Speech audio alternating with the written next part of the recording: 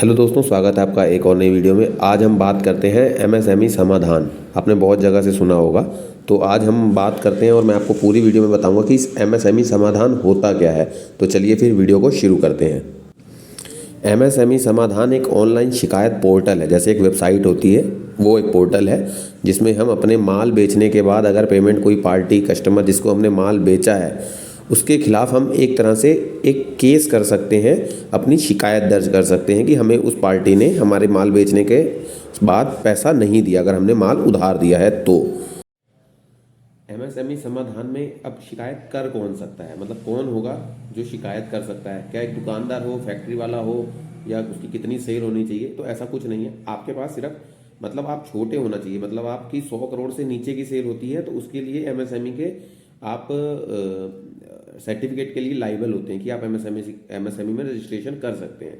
अब एमएसएमई में रजिस्ट्रेशन करने के लिए मैंने पिछली वीडियो बनाई थी, उसमें जाके देख सकते हैं आप। अगर आपकी सेल 0 से लेकर 100 करोड़ तक की है, 0 से नहीं मतलब 1 रुपये से, तो आप इसमें अपना सर्टिफिकेट बनवा सकते हैं। उसके लिए आपके पास सिर्फ एमएसएमई का सर्टिफिकेट होना चाहिए। अब आपने दुकान से सेल करी है, या आपने फैक्ट्री से सेल करी है, या आपका कुछ भी काम है, ट्रेडिंग का काम है, जो भी है, सर्विसेज है, तो अगर आपने मान लीजिए किसी फैक्ट्री में माल बेचा और आपने कहा कि मेरे को 30 दिन में इस बिल की पेमेंट मिलेगी, आजकल उधार ही चलता है, कंपनियों में नगद पैसा बहुत ही कम मिलता है, तो आपने कहा कि ठीक है 30 दिन में ये मेरे को इस बिल की पेमेंट आप करेंगे। तो अब 30 दिन के बाद 40 दिन हो गए, 50 दिन हो गए, लेकिन वो पेमेंट नहीं आई है, तो उसके बाद आपने कई तरीके से पेमेंट मांग ली, नहीं मिली, उसके बाद आप इसमें शिकायत कर सकते हैं। अब मैं आगे बताता हूँ आपको कि आप शिकायत कैसे कर सकते हैं। इसके लिए सिर्फ आपके पास एमएसएमई का सर्टिफिकेट होना चाहिए। एमएसएमई का एक 12 अंकों का नंबर होता है जो सर्टिफिकेट पे लिखा होता है, बस आप उसमें रजिस्टर्ड होने चाहिए। ठीक है, उसके लिए भी कुछ नहीं चाहिए होता, खाली एक आधार कार्ड चाहिए होता है और आप एमएसएमई में रजिस्ट्रेशन कर सकते हैं।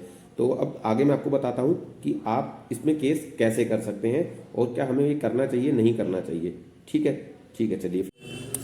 उसके बाद आपको केस करने के लिए वेबसाइट पर जाना है, msmesamaadhan.gov.in। इस वेबसाइट को खोल लेना है।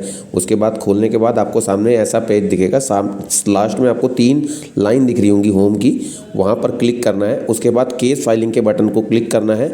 उसके बाद आपको सामने ऐसा दिखाई देगा, आपको अपना 12 अंकों का उद्योग आधार नंबर डालना है या उद्यम रजिस्ट्रेशन नंबर डालना है। दोनों एक ही बात है, पहले उद्योग आधार होता था, अब उसका नाम उद्यम रजिस्ट्रेशन रख दिया गया है। उसके बाद अपना मोबाइल नंबर डालना है, वेरिफिकेशन कोड डाल के उसको वैलिडेट कर देना है। जैसे ही वैलिडेट करेंगे आपकी रजिस्टर्ड ईमेल आईडी पे एक ओटीपी जाएगा, उस पर ओटीपी डाल के आपको कंटिन्यू करना है। जैसे ही आप कंटिन्यू कर देंगे तो उसके बाद आपके पास गवर्नमेंट का एक पोर्टल का पूरा पेज निकल के आ जाएगा। अब उसमें आपको सारी डिटेल्स डालनी होंगी, वो मैं आपको डिटेल्स बता देता हूँ क्या क्या आपको डिटेल्स डालनी होगी और उसके लिए आपको क्या क्या चाहिए।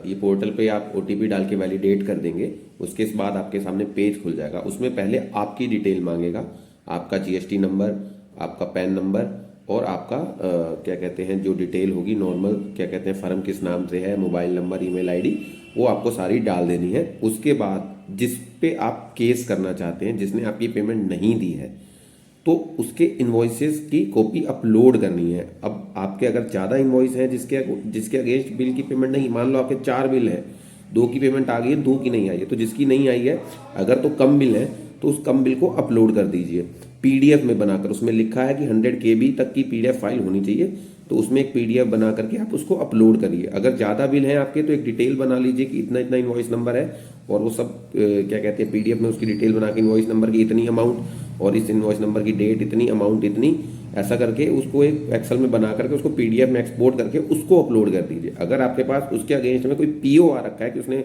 आपको माल खरीदने के लिए पीओ दिया था, कि परचेज ऑर्डर दिया था कि ये आपका पीओ है, तो आप वो भी अपलोड, वो उसकी डेट और वो मांगेगा, अपलोड कर दीजिए। अगर नहीं है इन केस तो आप क्या करिए, इसी में क्या कहते हैं लिख करके वर्बली जो भी मिला था आपको और उसको पीडीएफ में एक्सपोर्ट करके वो अपलोड कर दीजिए कि वर्बली बात हुई थी या जो भी है, मतलब जैसा भी है, इन्वॉइसेस की रिसीविंग हो तो वो अपलोड कर दीजिएगा उस पर। और जो फिर उसके बाद उसकी email ID, GST number, address, company का नाम पूछेगा, वो डाल करके नीचे आपको वैलिडेट का ऑप्शन मिल जाएगा। कोई दिक्कत होगी तो वो लाल करके एरर आ जाएगा उसमें। अभी मेरे पास है नहीं तो मैं आपको वो करके दिखा नहीं सकता, तो उसमें फिर आप अगर आप कहेंगे आगे वीडियो में तो मैं वो भी फिर कोशिश करूँगा कि वो भी आपको दिखा दूँ। उसके बाद वैलिडेट करेंगे तो आपको एक केस आईडी, केस नंबर मिल जाएगा। अगर तो आपका केस थोड़े दिनों में सॉल्व हो जाता है तो आपको पेमेंट आ जाएगी, वरना वो केस में तब्दील हो जाएगा, फिर वो आपको वहाँ से नोटिफाई कर दिया जाएगा एमएसएमई काउंसिल की तरफ से। और इसमें आपको बेनिफिट ये है कि आपको 3 गुना ब्याज के साथ पार्टी को पैसा देना पड़ेगा। जैसे 45 दिन के बाद जितने दिन हुए होंगे उस पर कंपाउंड इंटरेस्ट के साथ पार्टी को पैसा देना पड़ेगा। कंपनी लिमिटेड है, अच्छी कंपनी है, तो वो जरूर पेमेंट आपकी कर देगी केस के बाद ही। तो इसमें अगर आपको कोई दुविधा लगी हो, क्योंकि कई बार होता है बताने से इतना समझ नहीं आता है, लेकिन मैंने कोशिश करी है कि मैं आपको सही से क्लियर कर सकूं। तो अगर आपको कुछ समझ नहीं आया है तो आप मेरे को इंस्टाग्राम पे फॉलो करके मैसेज कर दीजिएगा। बाकी कोई दिक्कत हो तो फिर मेरे को कमेंट करिएगा, मैं आगे उस चीज़ पे वीडियो बना करके या आपको कमेंट बॉक्स में रिप्लाई करने की कोशिश करूँगा। जय हिंद, जय भारत। इस वीडियो को यहीं ख़त्म कर देते हैं।